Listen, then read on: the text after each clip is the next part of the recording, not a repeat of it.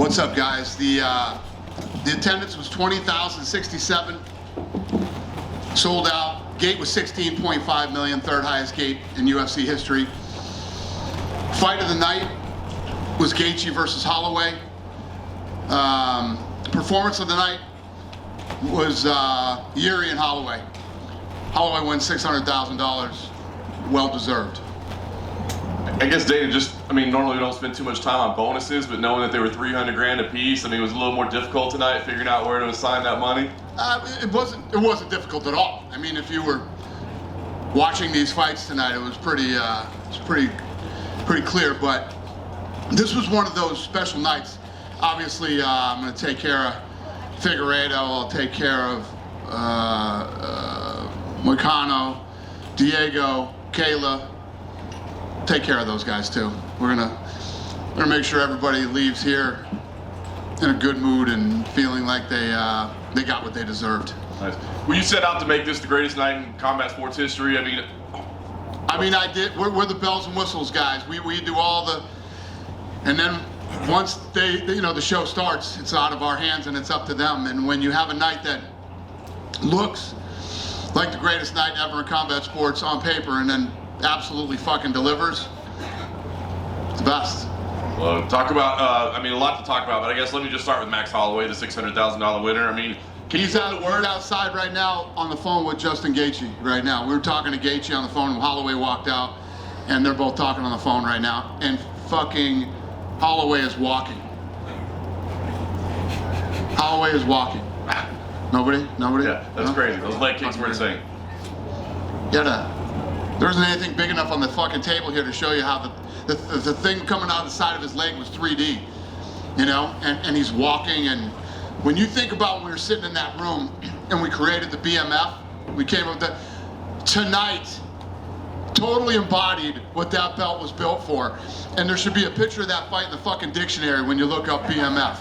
Yeah. It was incredible. I was going to ask you, and I don't know if you noticed this and if it happened to you guys too, but that fight sucked the fucking life out of everybody tonight. I was right.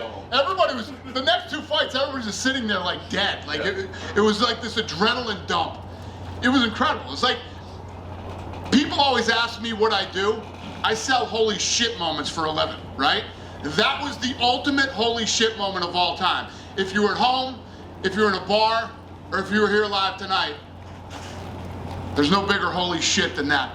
Absolutely. And that's why, let's just talk about this fight for the rest of the press conference. 100%. So, that's why Max Holloway is beloved. And Gaethje. Max, how many times have you seen a fight where the guy wins, he's winning, they click the 10-second thing and the guy puts his hands up and they just run around, move around? He's got the fight won, and he's in there with one of the most dangerous fucking fighters in the business, right? And he says, let's do this. And they both fucking oblige, and they go in and just start. 1 second left, and a knockout like that. That's like movie shit. It's one of the greatest moments in UFC history. It's the fight of the year. If something beats that fight of the year, holy shit. I don't want to see the two guys that are involved in that fight at the end of the fight. I love it. Well, you talked about the BMF title, right? In the beginning, it was one and done, and people always did a gimmick or whatever. Like you said, what we saw out there tonight was insane. Does this change your perception of the I never said it was a title? gimmick. I fucking did it. Right. I didn't say it was a gimmick. I don't give a shit what anybody else says. Yeah. Fuck you. Tonight, that's what the fucking BMF is all about, and I'm glad we did that belt. And yeah. So Max is calling It's it here to stay. a featherweight title, a lightweight title. He'd probably take them both in the same night. What do you do with Max Holloway now? The guy is just an unbelievable star. Yeah, I don't know. We'll put something good together for him. And I agree with you. He was a star coming in here, and he took himself to an entirely different level after tonight, man. Tonight was a career-defining moment for a guy who has already accomplished so many great things. One of the greatest featherweights of all time, and if not the greatest, and what he did tonight. Right. Like you said, he's always talking about how he's got the best hands in the UFC, and then he does what he does tonight. So, yeah, Fucking awesome, man. I can't say enough good things about both of those guys and that fight. It would be easy to talk about only that. Last thing I'll ask, I just want to ask you about Alex Mejia in the main event. A pretty good accomplishment there as well, defending that belt. What do you think about his performance? And he reveals, hey man, Brazil would be nice, heavyweight would be nice. So what do you think of his performance, and where do you think of where he goes? Because he's becoming a huge star too. Yeah, he looked awesome, because I have a lot of respect for Jamal too. And let me tell you what, Jamal didn't come in here, thinking Jamal came to win, thought he was going to win. And the other thing, I don't know if you guys don't know this yet, but I'll tell you, I just found out when I went up in the octagon, because I saw him messing around with his foot. He broke his toe 2 weeks ago, and he fought tonight with a broken toe. I thought he broke his toe in the fight, and his team's like, no, he broke his fight 2 weeks ago, and he's like, yeah, I ain't losing this opportunity for a fucking pinky toe. That's what he said. So, props to him for that too. And yes, he's a big star. And I mean, do you entertain heavyweight? Incredible for Brazil. Don't lie. Don't any of you fucking guys lie to me. Who thought Max was going to win tonight? Raise your hand. All right, yeah. So when you think about him moving up to heavyweight, you got Jones, you got Aspinall, and the list goes on in that heavyweight division. Heavyweight division is nasty. I don't know if that's the right move for him. He looked damn good tonight in the division he's in, so I think you might want to stick around there for a minute, but I don't know. These are all things that we'll talk about for the next 15 Tuesdays, you know what I mean? So we'll get it figured out. Dana, you posted the finish to Max and Justin on your social media, so obviously that's a pay-per-view finish that you let people see for free. Do you do that just because you're so excited and you want to share it, or because you think this could make Max into a massive star just using a separate... How do you not post that? I mean that needs to be shared. We posted it, ESPN posted it, we all posted it. You probably all posted it too. If you didn't, fucking post it. It's officially permission. In the co-main event... I'm getting notes. This has never happened before. Do you want to read them? June 1st, Newark, New Jersey pay-per-view.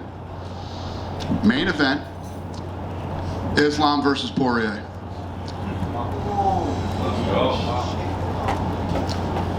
Co-main event, 5 rounds, Strickland versus Costa. June 29th, Conor versus Chandler. 5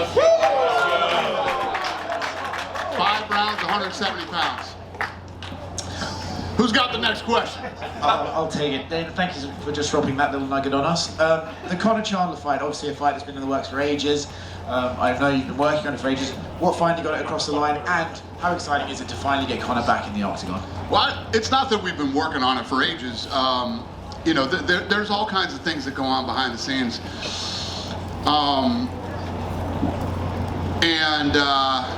It's all about timing. Chandler's been ready, but Conor hasn't been ready. Conor, we talked about this at one of the press conferences recently. He had a lot of obligations that he had to deal with. What you don't want him doing is accepting a fight when he's got a ton of obligations and he can't train 100% for a fight. So here we are tonight. Obviously, he suffered that traumatic leg injury in his last fight, and he has said that when he comes back, it'll be the greatest comeback in sporting history. If he was to come back and win that fight, would it be one of the best comebacks, considering the injury he suffered? Well, I think when you look at that injury, it's happened in UFC. We just saw Chris Weidman come back. Anderson came back from it. You've seen it in football. It's probably one of the nastiest injuries that you could possibly get. For some reason, you see guys with broken arms all the time and stuff like that happens. It's hard for us as humans to wrap our brain around that bone breaking. That's just it's a nasty injury. And it's a rough recovery too.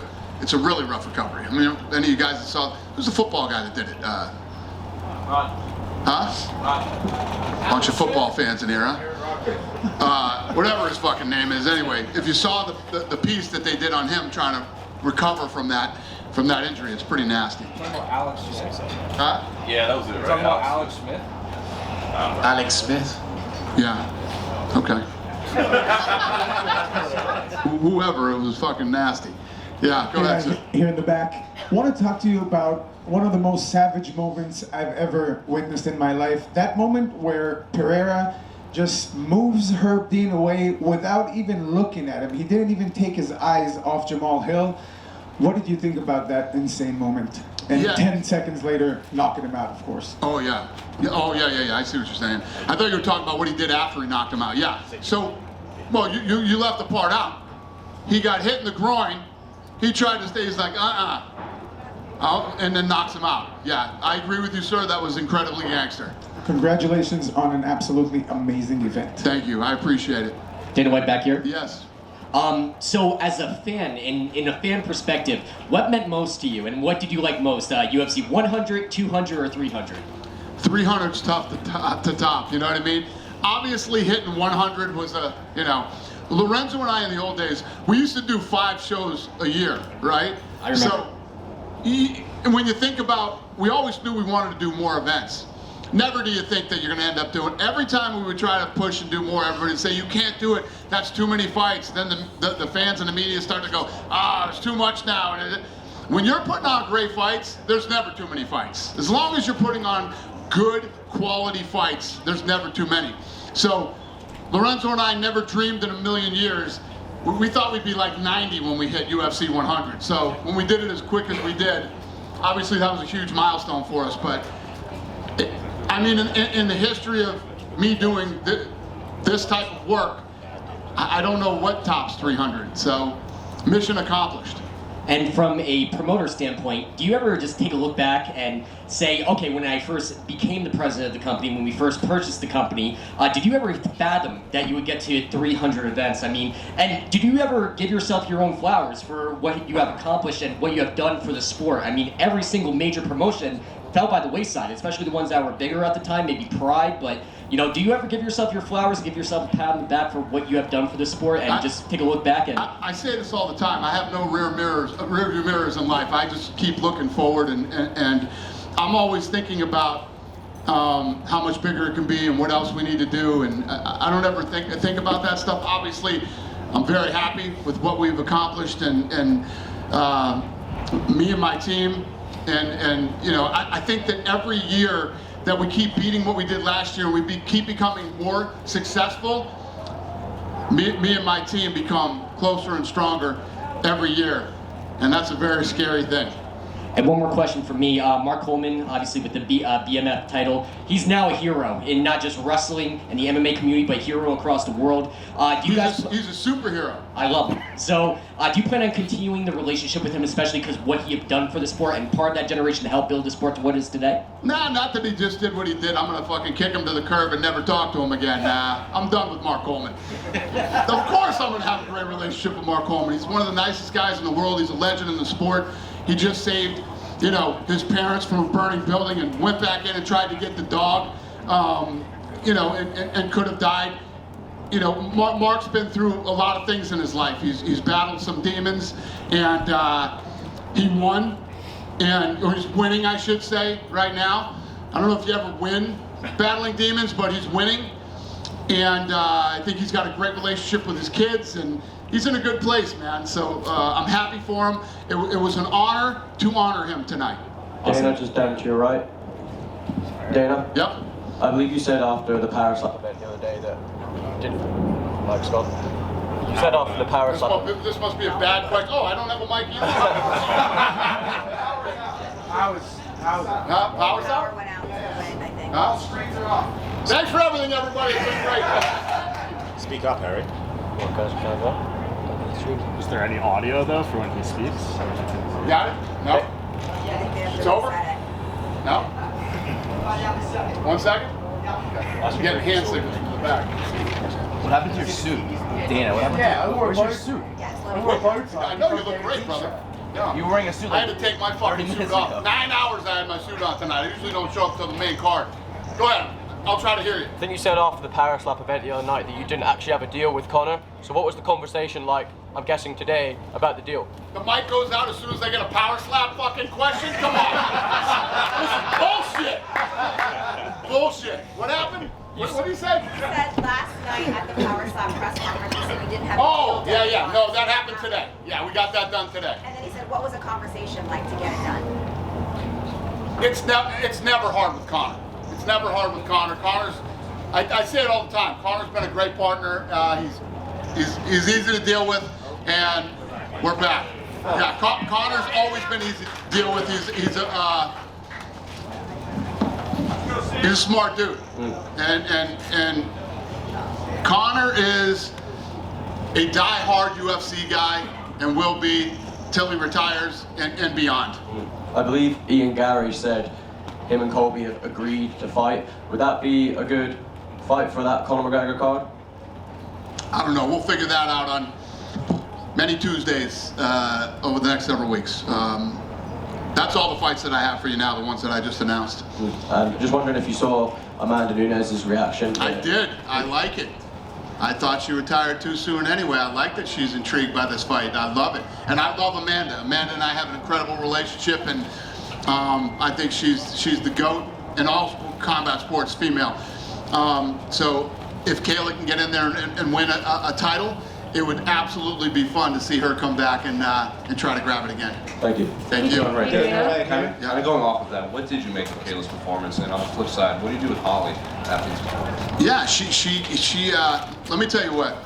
So going in against a legend like Holly, right, who's got tons of time in the octagon, and I don't care what level Kayla Harrison has competed at, I guarantee you she had some serious jitters tonight. And she came in there, she performed, and she literally put it to an absolute legend in all of combat sports. So obviously a big night for her and a big win. And I would love to see Holly retire. Cyborg also tweeted that she wants the winner of Amanda. Yeah. In the co-main event, did you see Yan Xiaonan? Looked like she got choked out at the end of the first round, and then she still got up. And She definitely did. Yeah, I mean, another gangster fight. Those two. The problem for those two was the fight that was before it. Those guys both fought a great fight tonight, and she was choked out, but she stood up and she walked back to her corner, and yeah. And what did you make of Jalen's walk-off KO? I know, man. He's going to regret that one for the next few weeks. Beautiful shot. Should have jumped on him and finished him. And yeah, I feel sorry for the kid. And then Diego Lopes wants to fight June 29th against Mozart, and then he wants to fight in the Sphere against someone like Ilian or Bryan or something like that. I love it. I love it. We'll see what happens. Listen, how badass is that kid? How fun and exciting is he? That kid's going to be an absolute superstar. So, listen, when guys say, hey, I want to fight here, there, and everywhere, I love that shit. So I'm looking forward to it. Dana, any update going back to Canada at all? Canadian fans are wondering. Not right here off the top of my head. I can't think of any. No. Yes. Yeah. We will, but no. Not right here, right now, off the top of my head. Dana, I know you talked about UFC Hawaii for a long time. You said it's kind of impossible, but I know that you're looking to go to Hawaii for Power Slap. But with Max Holloway being such a legend, like, do you feel like you have to bring him to Hawaii? Let me ask you a question. I have, how many employees do we have now? 550?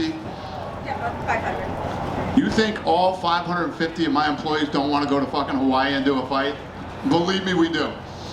I want to go to Hawaii. Hawaii has been good to this company and to this sport for a very long time.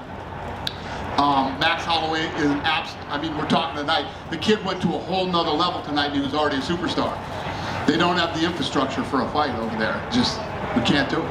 Even if it's just like a little fight night, a cramped little Apex event like in Hawaii, like, wouldn't the atmosphere just be off the wall for Max Holloway?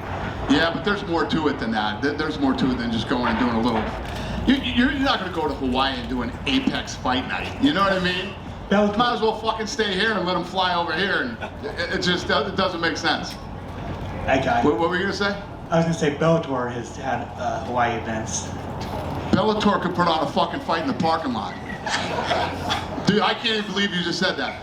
PF Bellator could, you know PF Bellator was here on Friday. Did anybody know that? You're the media guys. I didn't know till fucking Friday.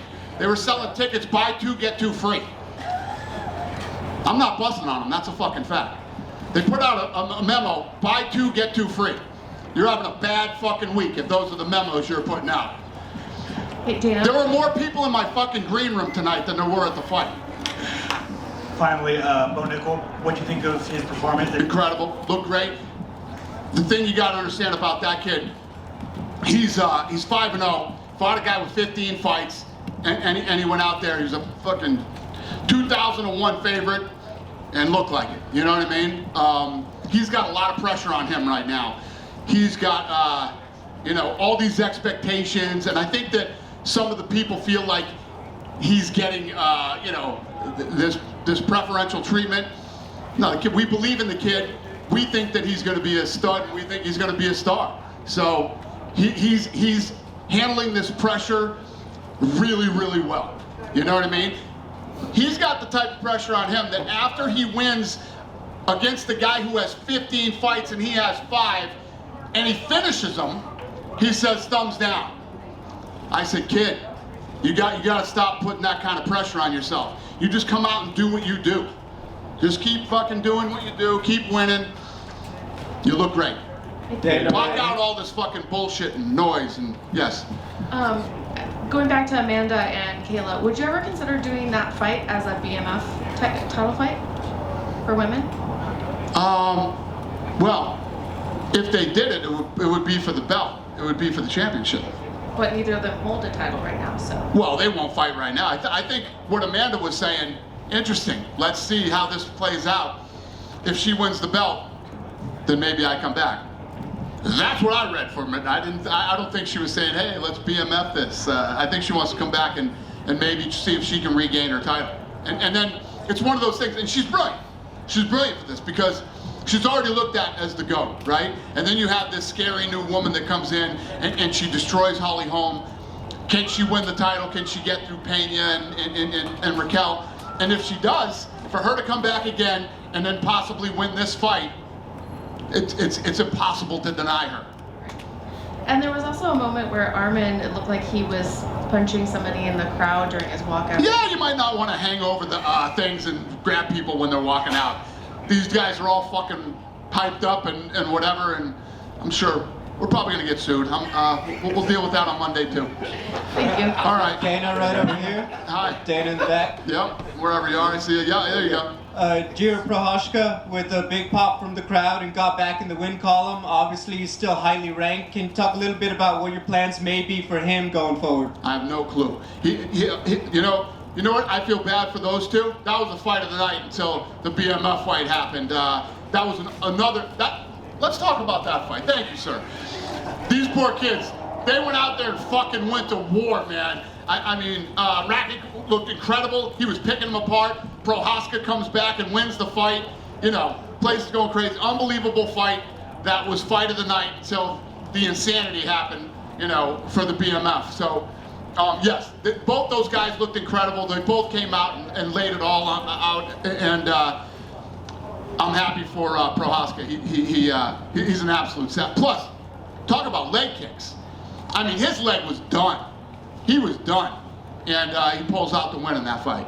Real quick on Zhang Weili. Obviously, she's been on a roll for quite a while now. We know there was a China event that got rescheduled. Is there a possibility we could bring her back to China for an event, or do you see her maybe in the U.S. still? I have no idea. We're working on a bunch of other places that we're going to go this year. I don't know if China is on the schedule yet or not. We're still kind of mapping out the end of the year. Dana, over here. Yep. Now that Conor and Chandler's official, was there any talk about showing like a graphic or video in front of the arena with the fans? Or was that too last minute? Yeah, no. That's all internet bullshit. Internet bullshit. And obviously, Aljamain Sterling made his featherweight debut today against Calvin Kattar. While the fans didn't find it the most aesthetic and pleasing, I want to just get your thoughts on his debut at 145 pounds. Anytime you move up weight and you win, especially against a tough guy like Calvin, and I thought that, here's what I will say about Aljo. I thought that he made Calvin look slow, you know? Not a fan favorite on UFC 300, but moving up in weight, taking on a tough, gritty guy like Calvin is always a good win. And speaking of fan favorites on UFC 300, I know you've been a part of many great fights and moments. Where do you rank those final 10 seconds between Max Holloway and Justin Gaethje amongst the moments you've seen in person? The whole fight, let alone the 10 seconds. But the last 10 seconds is the type of Arturo Gatti shit that I always talk about that fight fans love. There's a reason that people love Gaethje and Holloway the way that they do, and that's it right there. When you're a fight fan,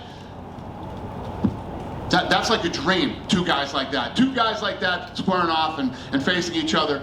Broken nose, fucking eye pokes, legs all busted up. Guys way out in head. There's no denying who's, you sit there and go, Holloway won this fight. He says, let's do it. Let's go right in the middle. And they both do it. You'll see a lot of guys that'll go, oh, we're going to go right in the middle. We're going to do this. And then the fight starts and maybe not.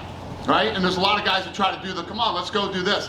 When you have two savages like those two that go out and just do it, it's just, you couldn't script that. If you saw it in the movie, you'd call bullshit on it. Last one for me, I see you're wearing the UFC PI Mexico shirt. They just announced the UFC Academy over there with 19 athletes from Mexico and Latin America representing. So how big is that for the next step of continued growth in MMA out there in Mexico and Latin America? Yeah, it went really well down there. The combine that they did, and basically the team that worked down there in the combine, yeah, it's incredible. I'm really looking forward to the future with Mexico. And you were very generous with the news of 301, 302, and 303. Any update on 304, which is potentially rumored for the UK? Which is the UK fight? Yes. Yeah, no, we have nothing done yet, but I pretty much said already we're going to Manchester. We don't have a deal done, we don't have anything done yet, but we're going to Manchester. And let me just remind you all what it's like to be in Manchester. One of the greatest events that I've ever been to was when we first went into Manchester. That place is awesome. The fans, the crowd, I'm looking very forward to that. You mentioned, obviously, that time it was 2:04, I believe, but that was at 3 o'clock in the morning. Will it be at a normal time in the UK? We don't have a deal done yet. I don't know anything yet. All right, thank you. Thank you. Dana, currently Weili and Yan's fight attract over 30 billion views social media back in China. From your perspective, 30 billion views among social media. So from your perspective, how big is the fight, impact to the Asian marketing for you? Great question. Sir, where are you from? From China. I figured that, but where are you from? I'm from Mingu, China, Mingu. Okay, got it. So, nobody knows better than you how hard it is to trend #1 in China, right? We've been #1 for 2 days trending in China. Exactly. Which is unbelievable. And yes, this was a massive sporting event in China. This is like the first time we've done well in China. This is the first time we've really broken through in China. And like, I didn't know the 30 billion, so thank you. Yeah, it's been incredible. Yeah. Just follow up with the question, it's like, probably not this year, but how soon you want to bring the UFC back to China after? Yeah, somebody asked me that earlier. I don't know exactly when we're heading back there, but a night like tonight doesn't hurt, and yeah, it's all good. I'm excited. Thank you, Dana. Thank you, sir. Last one right here. One more? Last one. Right here. I want to ask you about the in entertainment environment with the bracelets and everything that went on, the wrist and everything like that with lights, going along with the show, the atmosphere and stuff like that. What did you make of it? I made it. What's the question? What did I make of it? I made it. In terms That's what we do. Your expectation versus the reality of it. It was awesome. So you know what I did during one of the fights? People always ask me this question. I watch the monitor. I watch very little of the actual live. I'll look up every once in a while, and I'm on my phone the whole fucking time. People think I'm like I don't give a shit about the fights. All I care about is the production, the live production in-house, and the television production. So tonight, I left during one of the fights and came back to my green room and watched it. We have a big screen back there, and I watched it on TV. And with the lights and all, it was incredible. It looked incredible on TV. Just like I always say about Power Slap and obviously UFC, the production is incredibly important to me. It's the only things that I really focus on a daily basis is finding young up-and-coming talent, making sure we put on the right fights in the right place at the right time, and in-house live television production in-house production and live television production. So that's what I focus on literally every day in the office, and other little bullshit here and there, but that's my main focus. So when we have an event like tonight, and you look at young talent that's on the card tonight, how they performed, how the thing looked in-house and how it felt, the energy and the buzz, and how it looked on television, right? And then you look at the fights that delivered tonight. You couldn't have a bigger fucking home run than tonight. So, and I hope I answered your question. You did. And a quick follow-up about Dreykus. He was seen in the crowd and everything like that. Do you have any plans on where you're going to have him, who he's going to fight, if it's going to be Izzy or the winner of Whitaker, Chimaev, anything like that? We're working on it. Thank you. Thank you. Thanks, everybody. Have a great night.